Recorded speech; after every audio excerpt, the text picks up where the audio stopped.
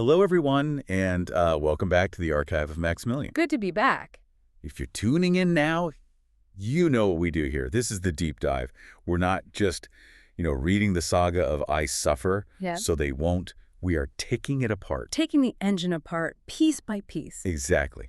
To see how it all works, one chapter at a time. And just a quick reminder for everyone, especially if you're new here, about our protocol. We are all about the release schedule. Oh, absolutely. So today we are strictly, and I mean strictly, deep diving into Chapter 4. We're living in this moment. No spoilers for future chapters because, well, frankly, we don't know them either. Right. But we do know Chapter 4, and it's titled The Crucible. Yeah. Now, if you've been with us for the last few days on the prologue through Chapter 3, you get the stakes. If not, they're all in the archive playlist. Yeah, you should definitely go check those out because we're not going back. We've got way too much new ground to cover today. We have to keep pushing forward. Because if you remember how we ended yesterday's discussion on Chapter 3, we were left with this really haunting image. Oh, that silence. We had the older Aether years after the war, and he just goes completely silent when he's asked about his first student, the first champion. It was so heavy, the air just left the room. It felt like a ghost walked in. And today, with Chapter 4, that ghost is finally speaking. Or, well, maybe it's more that we're seeing him before he became a ghost. That's a great way to put it. If Chapter 3 showed us the scar, Chapter 4 is the moment the wound was made. Okay, so let's jump right into the text, the title itself, The Crucible. I mean, that's doing a lot of the work for us, right? It really is. Most people hear crucible and they think, I don't know, witch trial is a difficult test. But looking at Aether's workshop here, I think we have to be literal.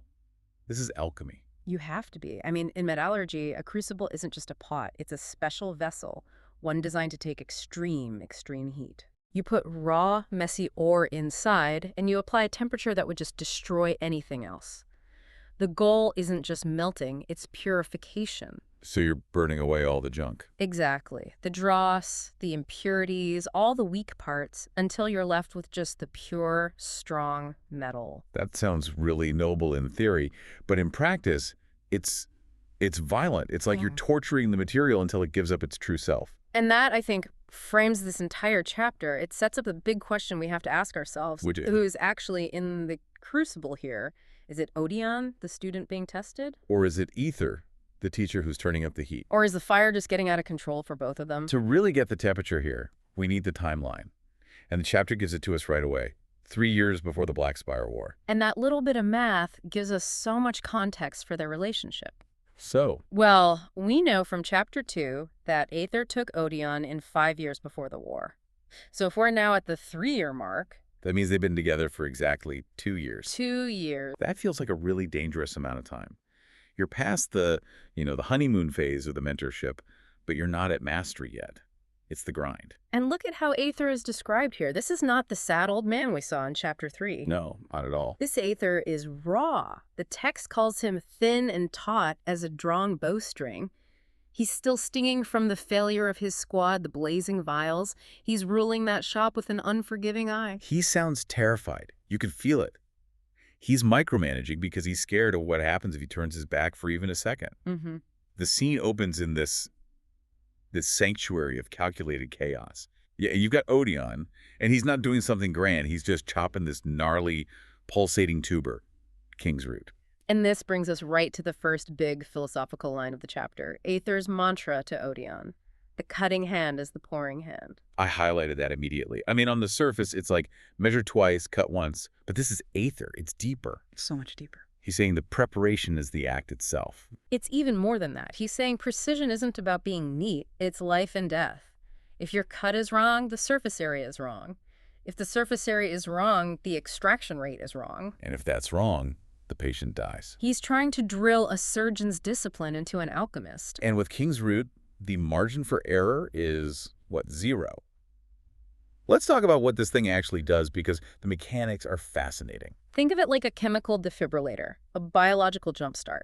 If a heart has stopped, completely flatlined, you use a tiny, tiny dose of this to literally shock it back into rhythm. But there's a huge catch. Aether warns him. If given to a heart that is already beating a running man, the heart bursts. It's not fuel, it's raw electricity. You just don't shock a heart that's already pumping. This brings up a really interesting parallel, and I know we try not to bounce around, but you have to go back to the prologue, to Gadriel. Oh, 100%. My mind went there immediately. Gadriel the Paladin, right? He basically broke the world to save his daughter. He used magic, necromancy, to put someone back on their feet. Correct. He poured this spiritual energy into a body to get it moving again. And here, Aether's trying to do the exact same thing, just... Through science, through alchemy. Yeah. He's trying to put a lightning bolt into a vegetable to restart a life. It's pure hubris, isn't it? It's science trying to be a miracle. Gadriel used a god's power. Aether's using a plant. But the goal is identical. Shooting dead. And the risk is identical. Overload the system, and it all breaks. Aether knows this. He's seen it. But Odion doesn't believe in limits. And this is where the scene just turns. It goes from a chemistry lesson to a horror story. It really does. This kid who we know is just burning with ambition, he looks at this pulsating root and he doesn't see a medicine. He sees a weapon. That's the turning point. Odion asks the fatal question. He says, what if we dilute it? What if we stabilize it with salt bloom to make a soldier faster and stronger? And I love that he says salt bloom. It's such a specific, great detail. Salt bloom is a preservative in this world, right? It cures meat. Exactly, which is why this suggestion is so smart and so terrifying at the same time. Right. He's not just mixing things randomly. He's applying a twisted kind of logic. Salt preserves, so he thinks, if I can preserve the lightning strike, if I can cure the energy like it's a piece of meat, I can feed it to a soldier. He wants to can the lightning. He thinks he's cracked the code, found a way to make a super soldier without the bursting heart. And that suggestion it breaks Aether. It doesn't just annoy him, it completely shatters him, because Odion isn't just saying something stupid. No, he's holding up a mirror to Aether's own past. It's the echo. It's chapter 1 all over again. Aether yelling, limits are for the uninspired. Odion is pitching the exact same logic that got Rennet killed. He wants to take a running man and just make him run faster. And Aether knows exactly where that road ends. The heart bursts, so his reaction is just violent. He sweeps a cup off the counter, and it shatters. And that sound just hangs in the air. The story shifts into Aether's head, and it's just heartbreaking. He turns his back to hide his panic, and he remembers his own boast from the war. I am the root. And then the realization just hits him like a truck. The text says, he hadn't been a root, he'd been a dead end. Chills. That line gave me chills. That's the moment. That's the crucible burning away Aether's ego. He finally realizes his genius back then wasn't a gift, it was a curse. And now he sees that same curse growing in Odion. So he just screams at him. He roars, you do not drink the power. Drink the power. That phrase, we have to go back to the prologue again, the prophecy. One turned to death to bring life. The other drank death to stop it.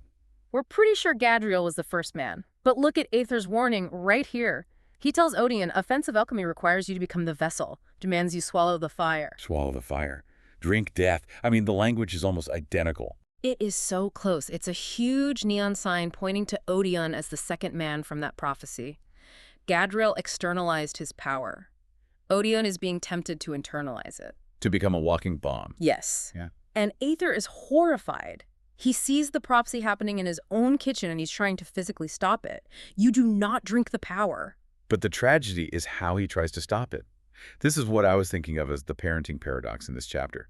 When Aether screams, when he smashes that cup, Odion flinches. That detail is just gut-wrenching. The text says he waits for the heavy, wet sound of a fist, because that's what he's used to from his father, Simon. He thinks he's about to be hit. But Aether never hits him. He never lays a hand on him. But he doesn't comfort him either. There's no hug, no reassurance. No. Aether respects the vessel. You don't damage your equipment. So he protects Odion's body, but he is completely tyrannizing his mind. He's swapping out physical abuse for psychological control. And gives him this new doctrine. Survival requires one tool above all others. Fear. Fear of the bottle. Fear of taking too much. Aether is teaching him that fear is the only thing that will keep him safe. He says loyalty, rage, pride, they're just ways to die faster. Which is such a bleak way to live. Don't feel anything or you'll explode. It's the worldview of a trauma survivor. Aether thinks emotion is what killed his squad, so he's trying to raise a student who feels nothing but fear because he thinks that's the only way to keep him alive. And then, to really hammer it home, he tells him this horrible lie. He says, I did not take you on as a son. I took you on as a penance. Ouch. That is the killing blow. It just crushes the kid.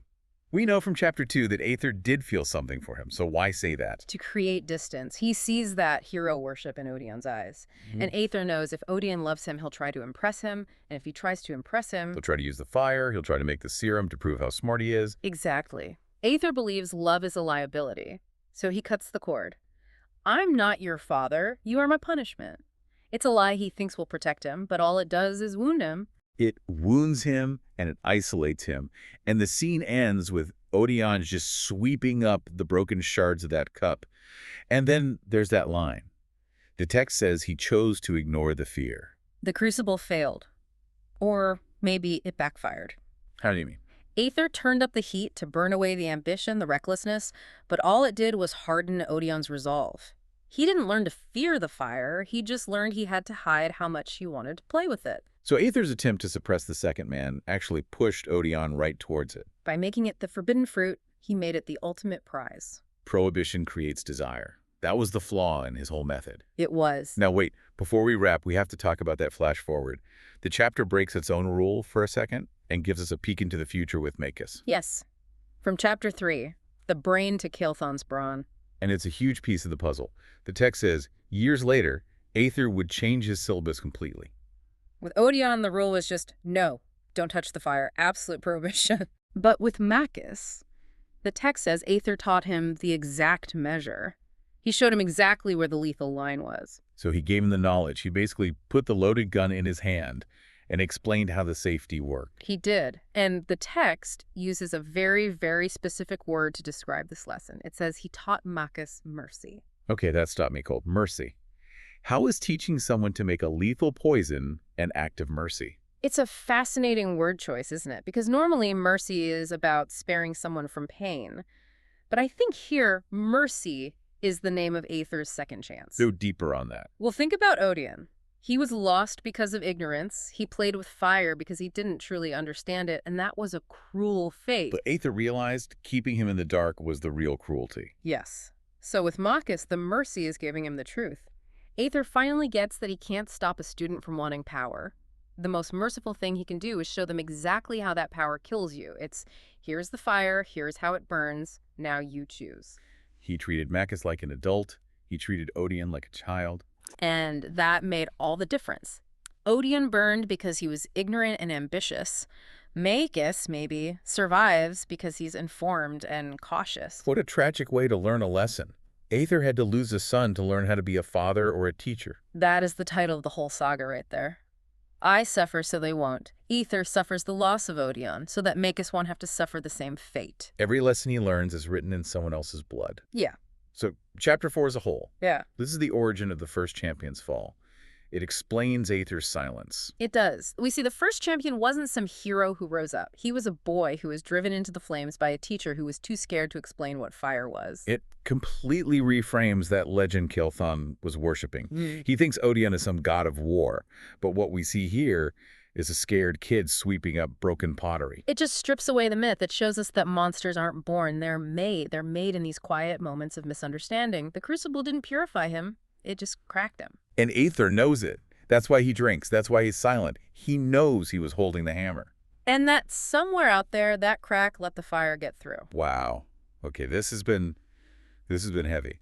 But that's what we signed up for, right? Absolutely. The clues are all there. You just have to be willing to look at the painful parts. So before we sign off, I want to leave you, the listener, with a question to think about. We've been talking about these two ways of teaching. It's the ultimate dilemma. Aether tried to save Odion by forbidding the fire, by keeping him ignorant. Later, he tries to save Makis by explaining the fire, by putting the weapon in his hand. So what's the greater danger to a student? The forbidden fruit that you crave because you can't have it. Or the loaded gun that you know exactly how to use. That is the question. Do you protect their innocence, or do you arm them for the ugly reality? Does knowledge corrupt, or does it save you? I have a feeling the answer is not going to be simple. Let us know what you think in the comments. Was Aether right to hide the truth? Or was that his biggest mistake? I'm sure the Aether Defense Squad and the Justice for Odion camp will have a lot to say. I can't wait to read the theories. If you enjoyed this deep dive into Chapter 4, please subscribe to the Archive of Maxmillian and hit that notification bell. We're doing these daily, and trust me, you do not want to fall behind now. This story is only getting darker from here. Thanks for listening to The Deep Dive. We'll see you tomorrow. Keep analyzing.